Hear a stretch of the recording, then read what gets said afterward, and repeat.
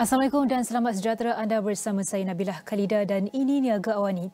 Seperti biasa pada jam ini kita akan berikan laporan berita bisnes, kewangan dan juga ekonomi. Jadi kita mulakan dengan perkembangan berikut. Perdana Menteri merangkap Menteri Kewangan Singapura Lawrence Wong hari ini membentangkan penyata belanjawan 2025. Republik itu yang bertujuan untuk memajukan agenda Forward Singapore. Belanjawan itu bertujuan untuk membina momentum bagi fasa pertumbuhan negara yang seterusnya ketika Singapura menyambut kemerdekaannya yang ke-60 SG60 tahun ini.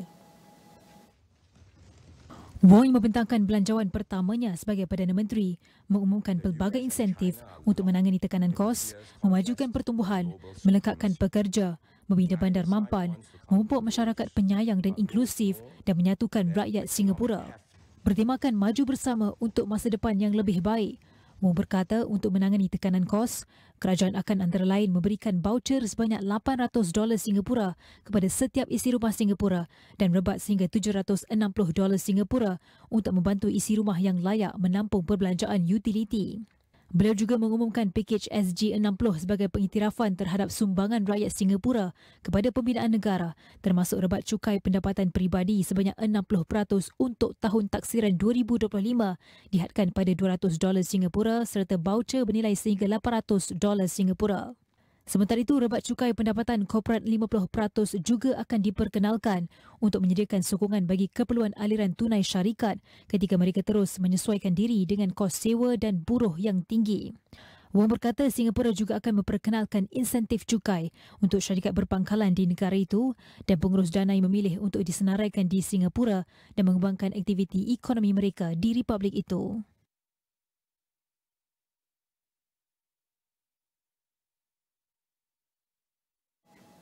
Kemunculan semula pengasas bersama Alibaba Jack Ma dalam satu pertemuan khas bersama pemimpin China pada 17 Februari menandakan perubahan signifikan dalam hubungan antara Beijing dan sektor swasta negara itu. Kehadirannya dalam pertemuan berprofil tinggi ini memberi isyarat bahawa beliau sedang menjalani fasa pemulihan hubungan dengan kerajaan selepas bertahun-tahun menjauhi perhatian umum. Penampilan ceria beliau memakai persalinan sut mau hitam dalam mesyuarat yang berlangsung di Dewan Besar Rakyat mencuri perhatian. Di siaran berita utama Sin Wen Lian Bo, Ma dilihat bersalaman dengan presidensi walaupun namanya tidak disebut sebagai salah seorang yang berucap dalam mesyuarat berkenaan. Ma sebelum ini dilihat sebagai wajah utama sektor swasta China, namun hubungannya dengan kerajaan mula merosot selepas IPO Ant Group bernilai $37 bilion Amerika yang dirancang pada 2020 tiba-tiba dibatalkan oleh pihak berkuasa. Sejak itu, beliau mengambil pendekatan menjauhkan diri daripada perhatian media dan memilih untuk menjalani kehidupan secara sederhana. Namun dalam beberapa minggu kebelakangan ini, Ma kembali muncul di khalayak ramai. Pada 13 Februari, beliau dilihat bergambar bersama kaki tangan di sebuah pasaraya milik Alibaba di Changsha, wilayah Hunan selepas kunjungan ke pejabat Xianyu, platform jualan barangan terpakai dalam talian yang berpangkalan di Hangzhou. Kemunculan semula Ma berlaku ketika presidensi memberi penekanan kepada peranan usahawan swasta dalam merancangkan pertumbuhan ekonomi yang perlahan. Sektor swasta kini menyumbang lebih separuh daripada keluaran ekonomi China serta menjadi penyumbang utama kepada pekerjaan bandar dan hasil cukai. Penganalisis ekonomi berpendapat bahawa Beijing kini berusaha untuk mengembalikan keyakinan sektor swasta bagi menggalakkan inovasi dan daya saing ekonomi, terutama ketika persaingan dengan Amerika Syarikat semakin memuncak.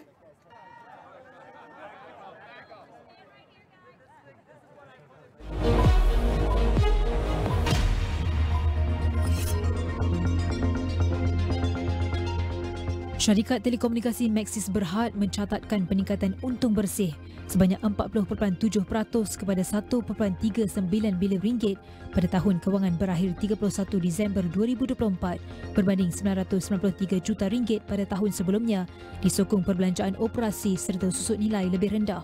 Kumpulan itu berkata secara keseluruhannya hasil bagi tahun kewangan 2024 meningkat kepada 10.54 bilion ringgit berbanding 10.18 bilion ringgit pada tahun sebelumnya. Untung bersih Hartalega Holdings Berhad menyusut 12.8% kepada 19.51 juta ringgit pada suku ketiga berakhir 31 Disember 2024 berbanding 22.38 juta ringgit tahun lalu disebabkan perbelanjaan operasi yang lebih tinggi sebanyak 702.51 juta ringgit berbanding 423.45 juta ringgit. Bagaimanapun, hasil suku tahunan kumpulan meningkat 77.6% kepada 738.19 juta ringgit daripada 415.64 juta ringgit pada suku sama tahun sebelumnya. Eastern Pacific Industrial Corporation Berhad, EPIC dan anak syarikatnya memeterai kerjasama strategik dengan 7 rakan perniagaan utama dalam usaha mempercepatkan pembangunan sosio-ekonomi dan industri Terengganu. Kerjasama yang dijalin merangkumi pelbagai inisiatif strategik termasuk perluasan pelabuhan, pembangunan kemudahan gas asli cecair LNG, pengurusan medan luar pesisir, perkhidmatan penyelenggaraan, rumusan penutupan operasi dan pembangunan bakat. Laporan penuh di saluran 501 dan astroawani.com serta daganus.com.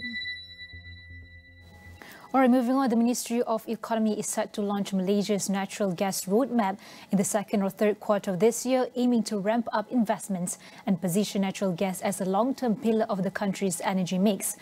With a current contribution of 52 billion ringgit to economic growth, the government seeks to strengthen regulatory frameworks, expand infrastructure and ensure long-term supply security.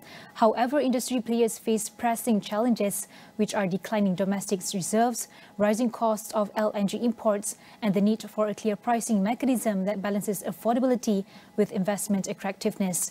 As Malaysia prepares for a future where it may transition from an LNG exporter to a net importer, businesses in the sector are looking for solutions to ensure market competitiveness, secure financing for infrastructure expansion, and navigate evolving regulatory frameworks. While the government is working to outline its strategic direction, the industry must also adapt to global energy trends, balancing natural gas expansion with the broader energy transition. So what are the key concerns from an industry perspective, and what are the real challenges and opportunities that businesses face in this evolving landscape? To help us answer these critical questions, we have Khairul Anwar Zakaria, Secretary General of Malaysia Gas Association MGA, on the line. Perhaps good morning firstly, and we know that many industry players are looking for clarity on regulatory changes and how they will impact the operations. So in your opinion, what are the key barriers companies currently face in gas market liberalization, and how can the government work with the industry to ensure a smooth transition that encourages investment and also competition at the same time? Assalamualaikum. Good morning. Thank you very much for inviting MGA to share the gas industry insight on this critical topic. The national natural gas roadmap is pivotal, and we aim for a competitive, secure and sustainable gas market. To achieve this, it requires a balanced and collaborative approach. At the same time also, it requires effective and seamless execution. With regards to the key barriers to the gas market liberalization and gas need, there are a few.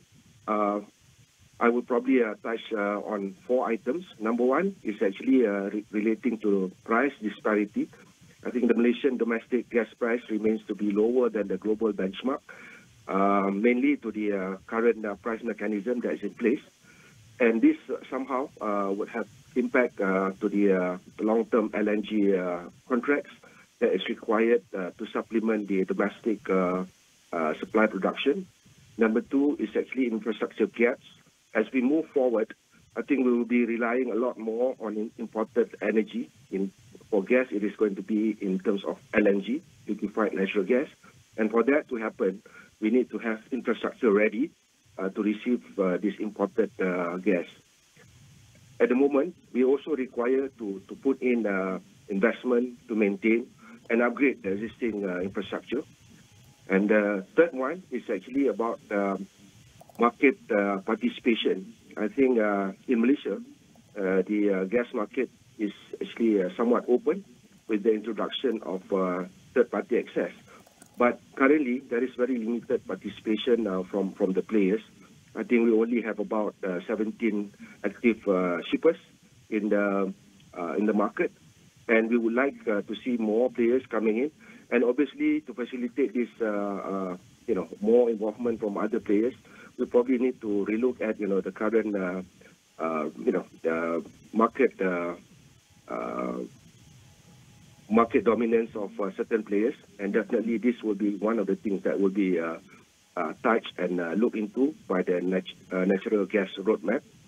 And finally, I think that's also important that we have a very certain regulatory approach. I think, as we know, natural gas investment is something that is capital intensive, require long gestation period. And for that, we need to ensure the investment is something that is viable, and clear regulatory framework would provide this certainty to the investors. Like I mentioned, Khairul, one of the most important things to look at is on the strategy and also market participation. But expanding regasification terminals and also pipeline networks requires heavy capital investment, like I mentioned earlier. So from an industry perspective, what are the biggest risks and the bottlenecks in infrastructure expansion, and what kind of policy support or financing mechanisms would make these projects more viable? Thank you, Nabilah, for that question. I think, as mentioned, I think heavy investment is required, and for this investment to happen, I think there is a requirement to ensure there is clear and also consistent application of policies. Yeah.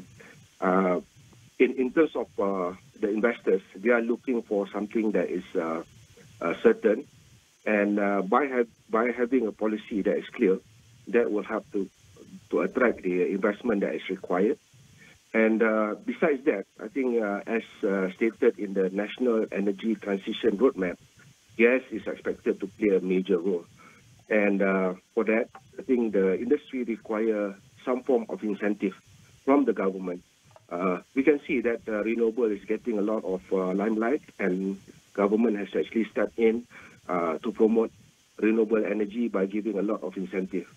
So for gas to actually fulfill its role that is expected under the National Energy Transition Roadmap, we believe that equal focus and attention to also be given to natural gas industry. So in terms of specific incentive, we can look at potentially in terms of facilitation of investment, for example, in terms of one-stop centers, and also we need to also have some form of tax incentive in terms of maybe capital allowances, and in terms of other support would also be in terms of making sure that the gas industry receive sufficient access to funds.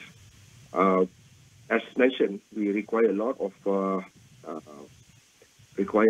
money for investment, so it's necessary that we have access to funds. At the same time, also we must make sure that there is sufficient amount of fund that is available. So those are the things, and on top of that, also there could also be support in terms of promotion of technologies, and also enhancing the capability of our local industry as well as our local resources. And we have about 2 minutes left, Khairul, with Malaysia expected to become a net LNG importer.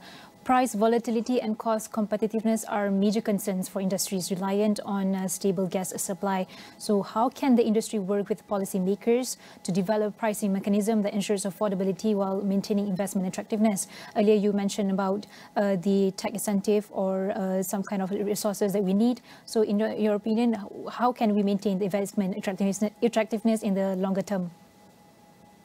So when we talk about LNG import, I think we are going to be a net LNG importer as early as 2027.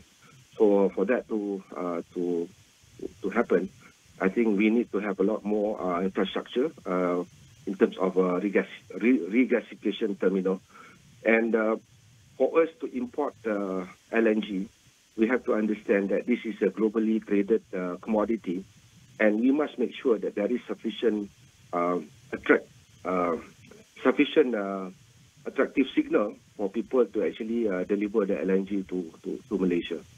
So in terms of what is required, I think we need to actually move on to a much more market-based pricing environment, and we also need to actually ensure that this pricing mechanism is something that is visible for other people, other suppliers around the world to see it. And once they have seen the right price signal, that will actually attract this LNG to our country. With regards to the Malaysian, users, so we need to be prepared in terms of collaborating with potential suppliers, trying to get the best deal.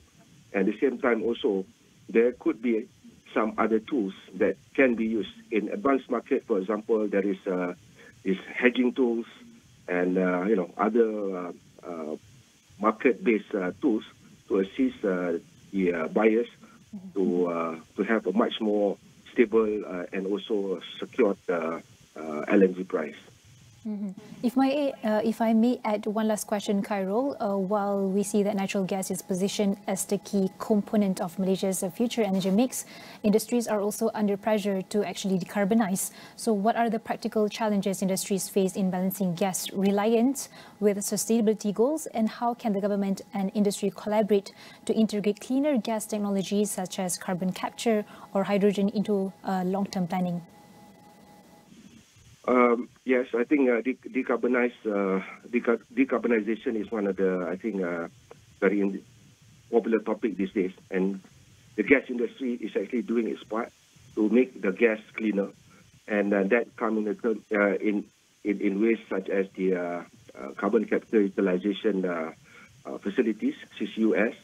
And we also try to actually bring in a much cleaner gas source in the light of biogas and also hydrogen.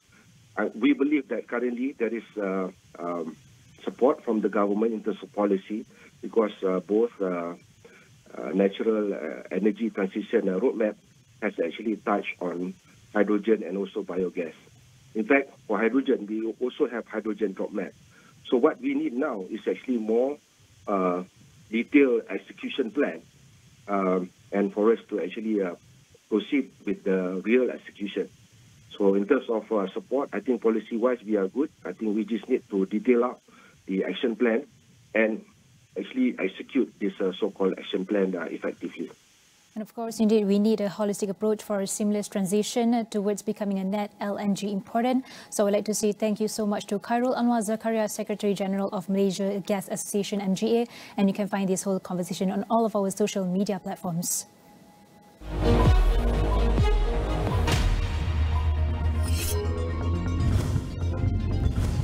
Pos Malaysia Berhad mengumumkan pelantikan 2 individu termuka ke dalam lembaga pengarahnya, Datuk Muhammad Fauzi bin Mat Issa sebagai pengarah bukan bebas bukan eksekutif dan Manu Vera Badran sebagai pengarah alternatif berkuat kuasa serta-merta. Pos Malaysia berkata dengan pengalaman dan kepakaran yang luas, pelantikan tersebut mengukuhkan kepimpinan syarikat dalam usaha untuk terus berdaya saing dan memberikan kecemerlangan dalam perkhidmatan pos dan logistik. Avin Bank Berhad akan menambah bilangan cawangannya di Sarawak kepada 14 menjelang Julai ini sebagai sebahagian daripada komitmennya untuk mengembangkan perkhidmatan dan mengukuhkan kehadirannya di negeri itu.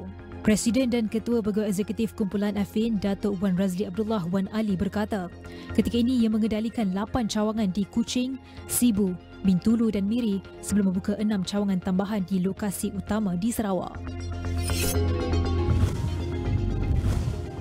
Bekas Ketua Pegawai Kewangan CFO Kumpulan Maybank Khaleeda Ismail akan mengambil tindakan undang-undang terhadap bank terbesar di Malaysia kerana keputusan bank menamatkan perjawatannya dan demi melindungi reputasi dirinya.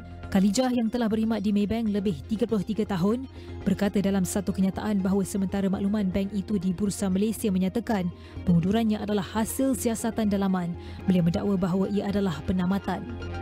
Maybank mengumumkan pengunduran Khaleeda Ismail berkuat kuasa serta-merta susulan siasatan dalaman tetapi tidak mendedahkan butiran siasatan dalaman yang disebutkan di atas yang membawa kepada pengunduran Khaleeda. Laporan penuh di saluran 501 dan AWANI.com serta daganus.com.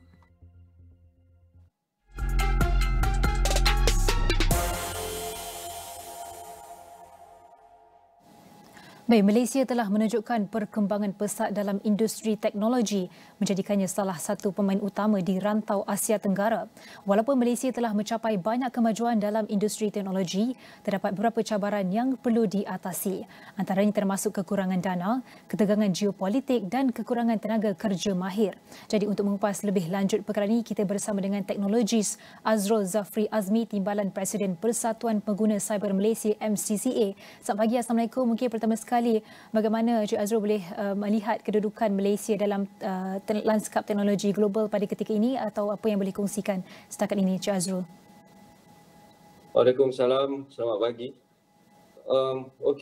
Saya melihat Malaysia berada dalam kedudukan yang sangat strategik sebagai pusat teknologi, especially di Asia Tenggara. Kerana secara geografinya kita berada di lokasi yang ideal di kalangan negara-negara ASEAN. Tambahan pula kita tahun ini menjadi pengurusi ASEAN. Jadi ada advantage sedikit Malaysia untuk akses kepada 600 juta consumer di negara-negara ASEAN. Dan kita ada track record yang baik, ya, yang mana 7% daripada perdagangan semiconductor global dikendalikan di Malaysia. Dan kita hari ini menjadi hub pusat data dan juga cloud computing yang perkembangannya amat pesat lah, dengan pelaburan lebih daripada 66 bilion dalam teknologi digital. Dan kalau kita lihat Malaysia hari ini, sektor ekonomi digital hari ini menyumbang kepada lebih daripada 23% dalam KDNK negara kita, dan insyaAllah dijangka meningkat kepada 25.5%, 382 bilion pada tahun ini. So saya boleh katakan kita dalam very good position, cuma macam yang dikatakan tadi, kita perlu improve dalam certain area. Baik, kalau kita lihat berdasarkan apa yang Cik Azrul katakan, kita dalam trajectory yang positif untuk industri teknologi dengan 23% menyumbang kepada KDNK untuk, kalau kita boleh data terkini lah yang disebutkan Cik Azrul. Tapi kalau kita nak lihat kepada antara faktor utama yang menjadikan Malaysia destinasi menarik terutama bagi pelabur teknologi global, apa yang Cik Azrul boleh kongsikan? Okey, faktor utama yang mungkin menjadikan Malaysia ni destinasi menarik bagi pelabur teknologi global sudah tentunya sebab kita punya infrastruktur. Kita mempunyai infrastruktur yang menyokong kepada pembangunan dan perkembangan teknologi. Contoh saya bagi dalam 5G, kita agak cepat dalam adapt teknologi 5G, dan kita mempunyai pusat data yang canggih. Sebab itu juga Malaysia menjadi destinasi utama investment atau pelaburan syarikat-syarikat teknologi besar seperti Google, Oracle dan juga AWS.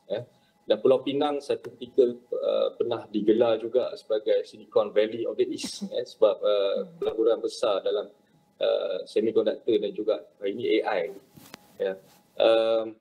Dan faktor yang kita tak boleh lupa juga adalah kos operasi dan tenaga kerja mahir kita agak rendah kalau kita dibandingkan dengan negara jiran seperti Singapura dan juga negara Asia yang lain seperti Korea Selatan. Walaupun kita ni kira kosnya rendah, tapi kita punya kualiti modal insan kita agak baik, ya. Dan hari ini Malaysia menghasilkan lebih daripada 300,000 orang graduan setahun, termasuk dalam bidang teknologi macam AI, fintech dan IoT. Dan dasar kerajaan hari ini juga alhamdulillah kita dapat tengok kerajaan ada banyak insentif macam Malaysia Digital, MD menawarkan insentif cukai, geran dan sebagainya. Dan dasar kerajaan kita hari ini juga adalah dikenali sebagai dasar yang mesra pelabur dan mesra perniagaan. Jadi itu antara faktor-faktor yang menyokong kepada perkembangan teknologi. Dan kalau kita lihat akhir-akhir ini banyak pertumbuhan dari segi teknologi. Kita sekarang ada kecerdasan buatan AI, semiconductor dan juga pengkomputeran awan, cloud services dan juga fintech. Jadi antara semua ini, kalau menurut perhatian Encik Azrul, yang mana mengalami pertumbuhan yang paling pesat dan juga yang mendapat paling banyak perhatian? Of course, dalam ikutkan statistik, kita masih lagi bergantung pada industri semiconductor, yang mana Malaysia adalah antara pengeluar utama chip global dengan contoh kita Intel, Texas Instruments, Infineon dan banyak lagi syarikat yang sedia ada. Tapi saya rasa hari ini Malaysia patut tunjukkan lebih dalam sektor digital, ya, mengambil kira interest global. Hari ini kita tengok perkembangan AI sangat pesat. Kenapa teknologi AI ini mendapat perhatian yang sangat meluas dan sangat ditekankan oleh masyarakat dunia? Ini adalah kerana AI ini mempunyai banyak use cases kalau dibandingkan dengan teknologi-teknologi lain. Dan kalau kita tengok industri digital ni, kalau kita nak kembangkan di Malaysia, kos dia tidaklah sebegitu orang kata complicated kalau kita nak bandingkan dengan industri-industri teknologi yang lain. Jadi saya rasa kalau kita kata yang bidang teknologi yang mana yang kita patut tumpu dan juga mengalami tujuan pesat, saya rasa kita harus lihat kepada teknologi yang berasaskan teknologi digital. Dan di Malaysia kita ada banyak rangka kerja seperti yang kita tahu, kita ada macam-macam NNMP, NETR dan sebagainya, dan secara khusus untuk teknologi sendiri kita ada Pelan Jalinan Digital Negara atau apa kita panggil JENDELA, dan sudah tentu rangka kerja ini tentu menjadi pantlamat penting dalam merapatkan jurang kesalih hubungan. Jadi pada pendapat Azrul, bagaimana inisiatif ini memastikan tiada yang tertinggal, tiada yang terpinggir dalam arus teknologi ini, terutama mereka yang di kawasan pinggiran bandar. Jadi bagaimana untuk kita kurangkan jurang itu, Cik Azrul? Kalau kita tengok banyak sebenarnya inisiatif kerajaan yang menyokong kepada pertumbuhan teknologi untuk rakyat kita, dan kita lihat hasilnya juga not bad, ya. Contohnya strategi pelaburan Malaysia Digital, kita telah tarik lebih daripada 224 bilion ringgit pelaburan, dan ianya dikatakan mencipta lebih daripada 95,000 peluang pekerjaan digital yang baru, ya. Tapi saya rasa dengan dasar yang ada dan juga inisiatif yang diperkenalkan oleh pihak kerajaan, ianya juga harus disusuli dengan execution ataupun pelaksanaan yang baik. Jadi apabila dasar yang diperkenalkan, insentif yang diperkenalkan harus ianya baik, tapi kalau kita tidak susuli dengan pelaksanaan yang baik, jadi ia akan mewujudkan jurang yang besar juga di antara penduduk bandar dan luar bandar. Dan saya rasa juga kita harus mula untuk develop kawasan-kawasan satelit, supaya ianya tidak hanya tertumpu kepada ibu kota Kuala Lumpur dan Selangor, Lembah Kelang semata-mata, tapi kita juga harus tumpukan pembangunan ekosistem digital ini di negeri-negeri yang lain, supaya limpahan dia dapat dirasai oleh seluruh rakyat Malaysia, tak kira di mana sebenarnya mereka ni berada. Dan kita harus tengok juga adakah infrastruktur terutamanya dalam 5G berangkumi ke keseluruhan kawasan di Malaysia untuk kita dapat meningkatkan akses teknologi itu dengan lebih luas dan lebih efisien. Dalam kita bergerak dalam arus teknologi yang pesat ni, Cik Azrul, kita juga bersaing dengan negara-negara jiran yang juga membangun dalam sektor teknologi. Jadi apakah perubahan atau inovasi utama yang perlu diberi tumpuan oleh Malaysia untuk kita kekalkan daya tarikan pelaburan itu sendiri? Saya rasa Malaysia harus menumpukan perhatian dalam menyokong pertumbuhan industri tech startup, syarikat pemula dalam bidang teknologi. Kalau kita tengok dengan negara jiran kita di Asia Tenggara sekalipun, kita tengok ada limpahan tech startup ini. Dan sebenarnya kalau kita tengok contoh saya bagi beberapa minggu yang lepas, dunia digemparkan dengan tiba-tiba kewujudan AI yang baru, DeepSeek di China, dengan menggunakan pelaburan yang rendah. Jadi saya rasa perkara yang sama Malaysia harus tumpukan. Kita harus sokong pertumbuhan syarikat-syarikat tech startup di Malaysia ini supaya kita dapat menarik lebih banyak venture capital ataupun VCs lah, supaya kita dapat mewujudkan lebih banyak peluang pekerjaan dan mempercepatkan lagi teknologi adoption di Malaysia. Hari ini kalau kita tengok di Asia Tenggara, di kalangan venture capital dan juga pelabur-pelabur dalam industri tech startup ini, mereka even ada ungkapan VIP. VIP itu V Vietnam, I Indonesia dan P Philippines. Jadi di mana Malaysia? Jadi saya rasa perkembangan syarikat-syarikat startup amat signifikan dan penting kalau kita berbicara berkenaan dengan perkembangan teknologi. Sebab syarikat-syarikat tech startup inilah, syarikat pemula teknologi inilah yang selalunya lebih inovatif dan lebih inventif dalam menghasilkan sesuatu teknologi yang akhirnya kita bantu untuk teknologi ini dikomersialkan dan hopefully Malaysia tidak lagi hanya jadi sebagai sebuah negara pengguna kepada produk-produk dan platform-platform teknologi luar. Kita juga mampu untuk mempunyai platform teknologi yang beridentitikan nasional. Mungkin satu lagi soalan kalau kita boleh nak perhatikan, sebab kita tahu untuk memajukan atau memacu industri teknologi ini, kerjasama antara industri dan juga institusi ataupun akademia itu penting. Jadi kalau menurut perhatian Encik Azrul, adakah kerjasama antara kedua ini sudah mencukupi untuk memacu inovasi teknologi tempatan atau bagaimana realitinya pada ketika ini? Realitinya pada hari ini kita ada kerjasama antara industri dan juga akademik, dan saya lihat semakin lama semakin kesedaran institusi akademik untuk bersama dengan industri itu semakin tinggi. Tapi saya rasa kita dalam sektor akademik haruslah berpijak di bumi yang nyata dan lebih realistik dalam penyelidikan, dan haruslah industri driven supaya penyelidikan itu tidaklah berpaksikan kepada akademik semata-mata. Begitu juga dengan dana-dana penyelidikan yang disalurkan, bagi saya haruslah lebih berpaksikan kepada industri juga, supaya hasil daripada penyelidikan itu kita dapat komersialkan dan terdapat use case yang boleh kita gunakan di seluruh dunia, kalau boleh kita target secara global, dan akhirnya dapat memacu ekonomi domestik kita juga. So menjawab soalan itu, saya rasa kerjasama hari ini boleh ditingkatkan lagi, tapi haruslah berpaksikan kepada industri. It must be industry driven. Untuk pastikan Malaysia mencapai menjadi negara HGHV ataupun high growth high value, terutama dalam industri teknologi ini, sumber manusia ataupun bakat itu penting. Jadi bagaimana Cik Azrul melihat sejauh mana jurang bakat dalam industri teknologi tinggi pada ketika ini, dan apakah strategi terbaik untuk menanganinya?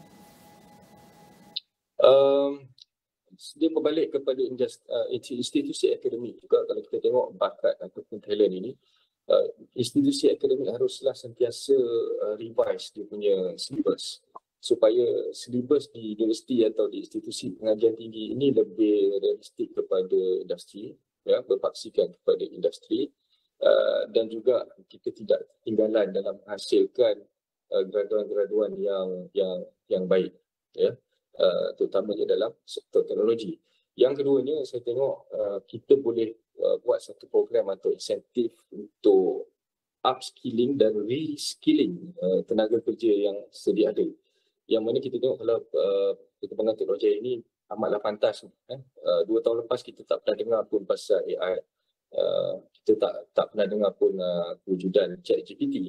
Tapi pada hari ini ia hanya adalah menjadi satu tools yang wajib digunakan oleh setiap institusi perniagaan, entiti persatuan dan sebagainya pada hari ini kan. Jadi kita haruslah mempersiapkan kita punya tenaga kerja, tenaga manusia atau sumber manusia ini supaya selari dan lebih realistik kepada industri hari ini. Baik, seperti apa yang dikata Azrul, dengan komitmen kerajaan dan juga kerjasama erat antara sektor awam dan juga swasta, Malaysia berada di landasan yang tepat untuk terus berkembang sebagai negara berteknologi tinggi menjelang tahun 2030, dan sudah tentu ekosistem teknologi Malaysia yang dinamik dan kemajuan pesat dalam pelbagai bidang teknologi menunjukkan bahawa negara ini mempunyai potensi besar untuk menjadi peneraju dalam industri teknologi global. Jadi terima kasih diucapkan kepada teknologis Azrul Zafri Azmi, Timbalan Presiden Persatuan Pengguna Cyber Malaysia MCCA.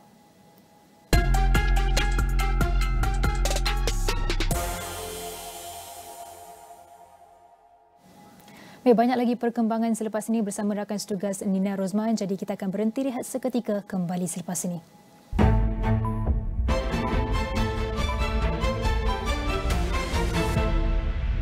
Ramadan tiba. Ramadan bulan penuh rahmat dan maghfirah.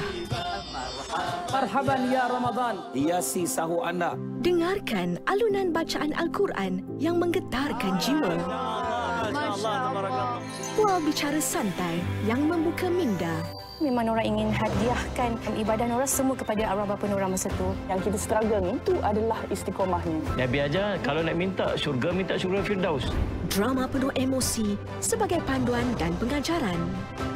Umi sayang sangat kat Umar. Umi dah ajar Umar mengaji, solat. Pengembaraan mengelami sejarah dan keunikan budaya Islam di serata dunia. The purpose of salah is not to really annoy you, it's to cleanse you. It's not about the journey, tapi it's the destination. Indahnya lain macam bersama Astro Oasis dan Astro Go.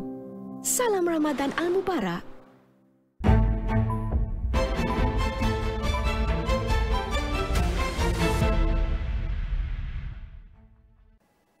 Alright, welcome to today's special episode. I'm your host, Nina Rozman, and we'll be diving into one of the most important and timely topics in shaping the future of Southeast Asia, especially in strengthening between Thailand and Malaysia trade relationships, and how can we take a look on ASEAN roles on navigating the changing geopolitical landscape.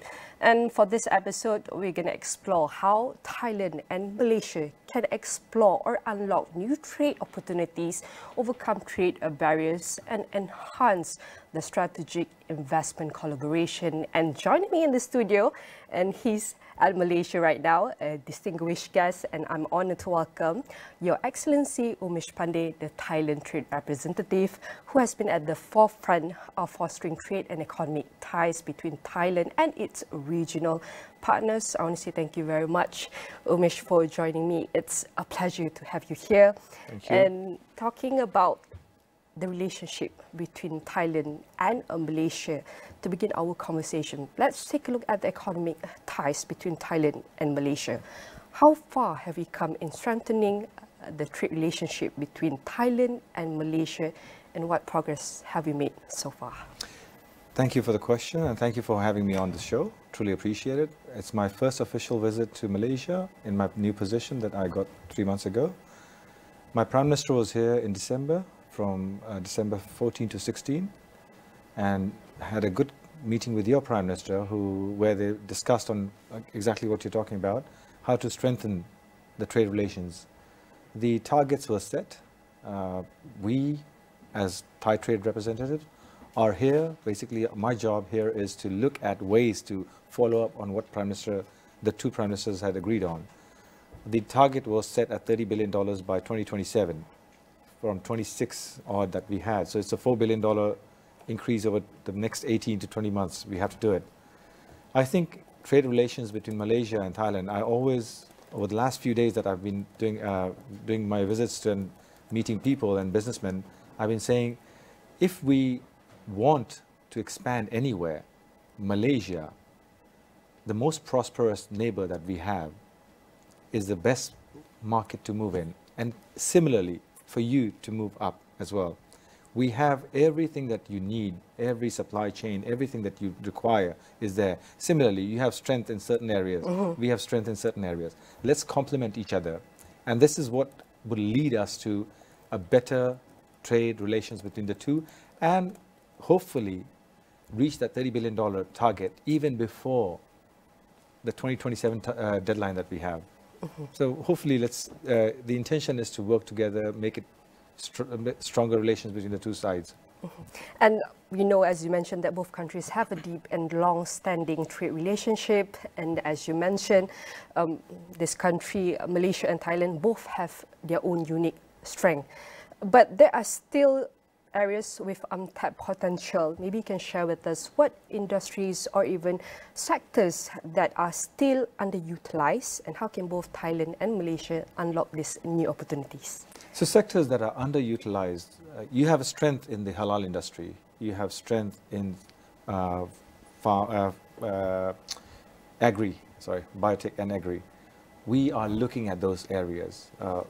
Your industry we have strengths in the auto sector, we have strengths in the medical sector, we have strength in the building material sector.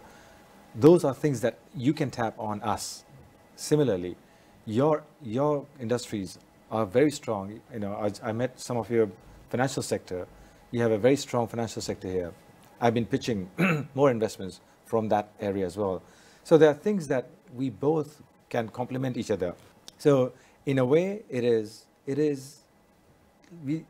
I've actually given homework to my officers here to look at which areas do you think are ones that they want to expand, that's Malaysian companies want to expand into my country. Similarly, we did a business matching yesterday. We brought in 20 plus companies to Malaysia. Wow, so it's quite a lot of numbers. It is. The intention there is we are walking our talk. We want to push business connectivity to new levels.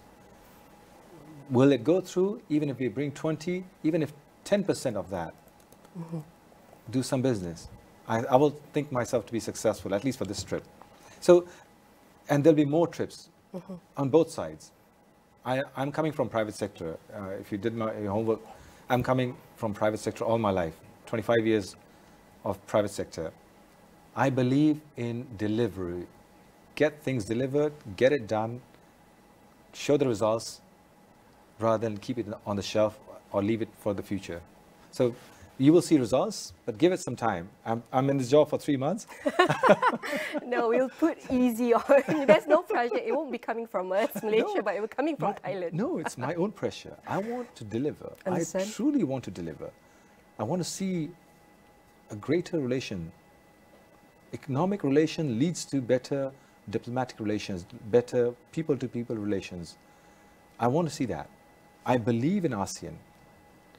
If you read about me, you'll see I was the person who's writing about ASEAN since 2004. I believed in the concept of ASEAN. And today you are the chair. Malaysia is the chair. There's so much we can do together, and push the ASEAN notion forward. And this is one of the reasons we need more voices and leaders like you to bring forward all the ideas, to push forward the changes and the impact, definitely. Hope so. Hope so. That's the intention, is to push change, push it through, at least try. What I believe is, try doing things. If you don't succeed, you can go back and say, at least you tried. There's nothing wrong with it. Exactly. Correct. There's nothing wrong with it. You tried, unsuccessful, no matter. What if you're successful? Chances of being successful is higher. So I believe in that. That's my philosophy. There's always risks in doing anything, actually, small, big, but there also opportunities comes along the way. Yes. And we know that, as you mentioned earlier, that companies coming into Malaysia, coming to Thailand, expanding their business globally within the regional level, and then we can say that there will be more trips. But also, this is some of the business, or we can say companies, they must not only look at the exciting opportunities, but also the significant challenge where I want to bring to breaking the trade barriers. What are some of the, we can say, biggest pain point for businesses to operate across Malaysia and Thailand? Are there policy or regulatory changes in the pipeline to ease their challenges? There are. Thank you for raising that question, and it is paramount. Over the last 3 days, we have been listening to businessmen's problem. There are many problems that ASEAN as a group needs to sort it out. I did not know these problems while I was in the private sector. And I'm going to go back, and I actually, this morning, actually, before I came to your studio, I was, again, meeting some, your Federation of Malaysian Manufacturers, FMM, if I'm not, it's FMM. And they raised some issues. Prior to this, some of your leading businessmen raised similar issues. I cannot yet divulge what the issues are, but I told the FMM, raise it with your ministry. I will raise it with my ministry. Let's push it while we are here. Let's push things as we go. Let's push for a change under Malaysian leadership. And see if all 10 countries agree to it or not. If all 10 countries agree, you will see a sea change in ease of doing business among the 10 ASEAN countries. I'll touch upon something else and this may or may not be in your question list. I have been saying this in the last few weeks, last few actually months. In unity of ASEAN is our strength. The upheaval that we are seeing today in the global trade environment, I'm not mentioning anything here, it's up to you to make that assumptions. If we have a vibrant ASEAN economic community where consumption in ASEAN remains intact, or at least we live off each other, whatever the upheaval may be around the world, we will be able to sustain certain level of growth. If we don't have that unity, if we don't push ourselves to be reliant on each other far more, ASEAN FTA is there, things are there, but there are certain members who may want to be putting some kind of non-tariff barriers, and countries have their vested interests. In that kind of scenario, we need to have all those things removed. Let ASEAN be together to be able to counter any. I'm trying to be more diplomatic. I've been a journalist all my life, so I've been in the position that you are in. So I'm trying to be more diplomatic in the way I'm answering, and that's why I'm a little, I'm thinking more like a journalist. But you have to think about how we can avoid any kind of major impact that would come or befall upon us in the near future. And that will only come from us helping each other out. So yeah, there are many issues that can be sorted out, but the key that I said earlier, I'm going to present it to my government. I've asked FMM here to present it to Malaysia, and I said if Malaysia can sort this issue out, then we as ASEAN will benefit. Malaysia will get the fame that they have managed to get something done.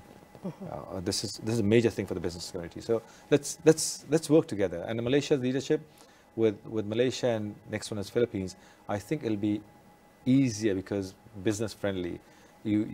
Everybody is looking to create a greater ASEAN economic cooperation. So. And as you mentioned that one of our greatest strengths for ASEAN is unity. Yes. But we know for these 10 different countries, they have their own motive, agenda, planning, execution, implementation. So probably, other than talking about the trade barriers, but for all of us to come together, is it the biggest challenge is our political will? No, there's a political will there. Even 10 members in a family would not be, sorry if I can say this, but 10 members in a family would not get along together. And this is a family. Correct. You expect a country of, say, 25 million, 10 million, 70 million, 260 million. You think they will be able to, a total of 700 million people, nearly 700 million people of ASEAN. Correct. Even a family have some ups and downs. What exactly. about the countries? Countries, there will be differences. There has to be differences. It's good to have differences. Yes. But when it comes to working together, the differences sometimes need to be put aside and work to benefit the people, the region. And I always believe when crisis happens, if I can give an example of family again, I could be fighting with my sister, my brother, whoever, but when a crisis takes place, we all get together. Understand? We are approaching that era at the moment. Economically, there may be challenges going forward. I don't want to say crisis, and that will be the trigger for us to be together. I believe that, okay? I believe that. And I'm pitching that to every country I'm going to talk to, every minister I'm going to talk to, where I'm going, I'm saying, for a change, let's put aside our differences, face the challenge that's coming, When it's going to come, we don't know. But that will be the trigger to keep us together. Correct. Even though that we can see that we're together as a whole, unity, we also can receive the impact, the benefit, advantage as a whole. Exactly. But also the risk is also big. But like you mentioned, like you said, if we come together, we can face any challenges, small or big.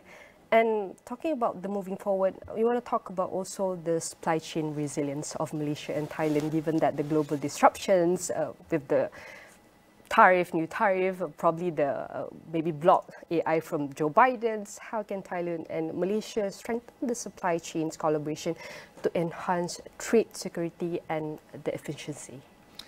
I think trade security and supply chain tariffs you mentioned. I was trying to not mention the word tariff there, but that was the threat I was trying to say. I think tariffs we will deal with as an ASEAN grouping. We will eventually have to deal with it together. When it's coming, how it's coming, we don't know. Hopefully not. But we should be prepared, and we have been prepared. Most of us are prepared. In terms of supply chain disruption, we saw that during COVID. We saw that during even basic supply chain shortages that we saw in the last few years, where even a ship getting stuck in the Suez Canal created a supply chain disruption that literally crippled the world. There are supply chains that will be, because we are so interconnected globally, but within ASEAN, our network, our supply chain remains strong, remains good, and little, if any, disruption has taken place, even during COVID, if you saw. What is of bigger challenge for countries such as Malaysia and Singapore is food supply. Food supply. Food security. Okay. I think that is something that we ASEAN can also work on. How to create food security within ASEAN itself. Your neighbors are your brothers and sisters. How do we secure my country has excess food of supply of rice, and we have food-wise, food security is very good for us, and thankfully, thank God for that. But how can we help our neighbor, yourself? How can we help Singapore? Should we make Malaysia and Singapore the priority to other countries? If you ask me, yes. Unstable, insecure in terms of food supply neighbor is a disaster for us as well, for anybody. So if you ask me, that's again back to the same thing, was how can we complement each other? Always complement and look for ASEAN, look for countries that are neighbors. First feed thy neighbor and then move beyond. That's what I believe, and I'm pushing for that. And maybe we know that as ASEAN Chairman 2025 this year, what are some of the things that we can learn probably, but mostly within the ASEAN we have more emerging economies, but probably what can we learn within the advanced economy? Probably they have more sources, they have more knowledge, they have more funding to expand or boost in any aspect key areas within the economy and business. Maybe what some of the things that we can learn? I think learning, we have to learn. Every day is learning. We're learning every day. What can we learn from them? We are actually replicating many of the things that they have done. The high-tech industries we are replicating. Malaysia has done a very good job in trying to lure many of these semiconductors, high-tech industries into your country. Hats off to that. We are doing the same thing. We are learning in different fields. Now, each country, what I always say again is that each country should look at a certain supply chain. If you look at the semiconductor industry, they may have a supply, they have 15, 20 supply chains. Which one would you want to go on? Malaysia can take one, Thailand can take one, Vietnam can take one. That way, we don't cannibalize each other. Because if you cannibalize, then we are dead. We all die together. Sorry. But you get where I'm coming from. Yes. So we're learning, and learning process, how can we tap them? you have opened up for long-term visa. You have opened up for people with high talent. We have done the same thing. Vietnam is doing the same thing. Singapore did that nearly a decade ago. So we're learning. Every day we're learning, and we're looking at opening up different areas to bring in talent. The talent we don't have, we bring in. We look for ways to grow our own talent at home. So, and again, back to the same thing: collaboration. Collaborate as much as possible. Don't be in competition with each other all the time. Competition is good. Healthy competition. Healthy competition, along with no cannibalization. It doesn't make sense to cannibalize on each other. Yeah, why would? Well, we can complement each other in a lot of ways. So I understand. And taking about Thailand-Malaysia's role in ASEAN 2024 as Malaysia at the early stage of ASEAN chairmanship. Looking forward, how can Thailand contribute to more cohesive or forward-looking regional economic policy? As you mentioned, firstly, collaboration, but what are some of the key components that we can take a look at, maybe at the first or early stages? I think we have said certain areas have already been highlighted where Malaysia can take the lead in helping push. Logistics is one of them. We have already said that. I think, and over the next 9 months, is it? Before the ASEAN summit happens in November. Yes. There are all these bilateral meetings and other meetings, and in order to hammer out some of the issues that are that's faced by most of us in most of the countries.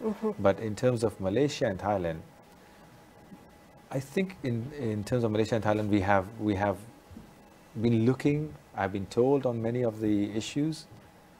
We will go back. I met your Minister Zafrul, His Excellency Zafrul, Minister of Trade.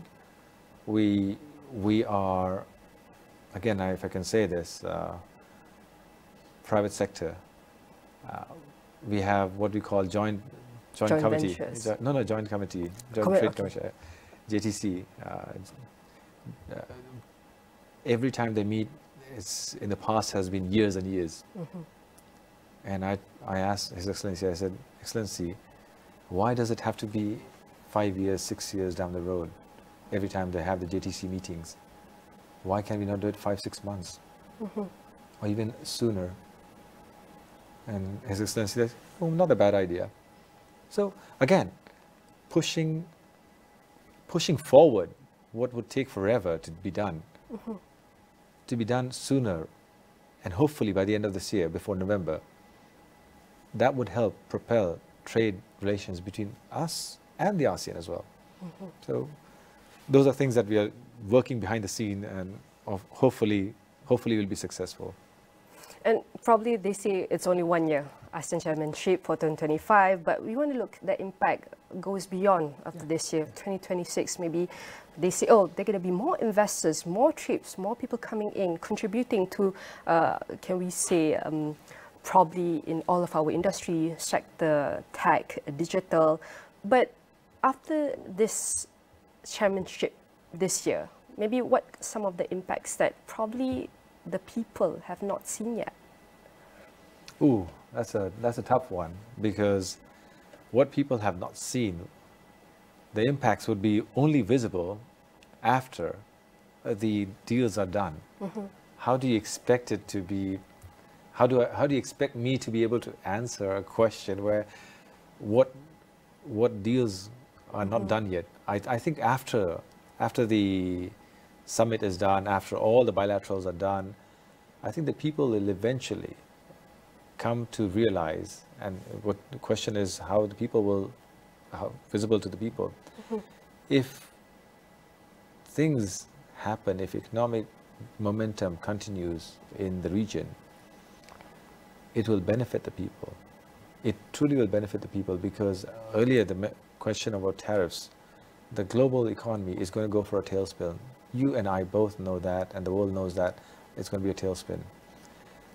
The best way the people will see what impact all these meetings, all these bilateral, multilateral meetings have is when they see the economy continuing to hum or continue to rise, even though it may not be as per our expectation, but at least it's growing. Even if it grows by 2%, 1%, 3% instead of 5%, 4% that we saw last year for Malaysia's case, 3% for our case. Even if it's a 1% growth in a very turmoil global market, that is what people will see. That people should realize that the government has done a good job. In a market, in a condition where things are going to go haywire, if your government can deliver even 1% growth, and I'm not saying that's a target, our target is much higher, 5%, but I'm saying in the worst case scenario, if your government and my government sees 1% in a very different market conditions, I'll be happy. And that is what I want the people to see, that hey, you have a government that's actually working, is offering you in very tough conditions, even 1% growth. So it's difficult to show to people. It's very difficult to show to people how does it benefit me? Where do I benefit from all this? But the benefit comes in, as I said earlier, through these kind of things. And this is very important for us to take a look at it very seriously moving forward, because it goes not beyond domestically between Thailand or Malaysia, but it goes beyond that. Yeah, exactly. And probably my last question, and it's an honor to have you here and having a conversation with you, even though that your position just 3 months old, but we know that you have come a long way here. Probably you can share with us what's your hope and dream moving forward. Wish list. Okay, wish list of what? Wish list of wish list. Politics, business, or if I can ask, what kind of wish list are you talking about? Everybody has a wish list. Probably, I have a lot of wish lists. I'm going to ask from you. Probably in terms of wish lists in strengthening Malaysia's and Thailand trade relationships and unlocking new opportunities, overcoming significant challenge together, and holding hands, moving forward together. So, wish list is, as I said earlier, first statement I made was the $30 billion, that target set by our two prime ministers by 2027. If we can achieve it by 2026, I'm here to bring down any kind of trade barriers. I'm going to go to a quarter of all trade between Malaysia and Thailand takes place at the border, Thai-Malaysian border. After this, end of the month, I'm actually driving down to the border from Bangkok. I love driving, so I'm going to drive down to the border provinces to see what problems I face as an individual without using my diplomatic passport. I'm going to use my normal Thai passport to try to enter Malaysia, see without telling the officials that I'm coming. I want to see. You got to experience the problems to be able to solve them. So wish list is, biggest wish list between Malaysia and Thailand is, I want to achieve that target, facilitate trade as smooth as possible, as fast as possible. I don't want to wait for 2027. No, there's no more waiting actually. Exactly. The world is changing. 2027 is a year and a half away. Yeah, we're already talking about the future plans now. Exactly. So wish list for that is, I want to do it. I'm coming from private sector. It should have been done yesterday. Sorry. Sorry. It's okay. It's okay. I like to get things done ASAP. Because then you move on to the next issue. Yes, Thailand, Malaysia. What about Thailand, Vietnam? What about Thailand, Indonesia? What about Thailand, Cambodia? We can do so much more. Thailand, Philippines. We can do so much more. Right. And if we can do all that, every country, if I have one wish list for each country, I have 10 wish lists. And if I can fulfill all those wish lists, the best thing. So, done, recipe is done, and exactly. understand that. And you, at the end of the day, when my term ends, I can proudly say I did something for my country that benefited my neighbors as well. So wish list for my country. That's what I. And by the way, I always make sure everywhere I go, I make sure, and I say this all the time, I'm as Thai as possible. And nobody believes me. which is kind of sad because they say, oh, your accent is not Thai. You cannot be Thai. Your face is not Thai. I'm like, no, I'm Thai. Oh, wow. I am Thai. So yeah, I make sure that when I say my country, I always make sure I say Thailand, Thailand, Thailand. So yeah. And I want to say thank you very much, Your Excellency, for this valuable insights. It's clear that Thailand and Malaysia have tremendous potential to strengthen ties, trade ties, and navigate global challenge together. Again, I would say thank you very much. It's an honor to have you here. Thank you. Sawadika. Sawadika. Sawadika. And I would say thanks to our viewers for joining us today, and stay tuned for more updates on this evolving landscape. Until next time, I'm Nina Rozman. See you again.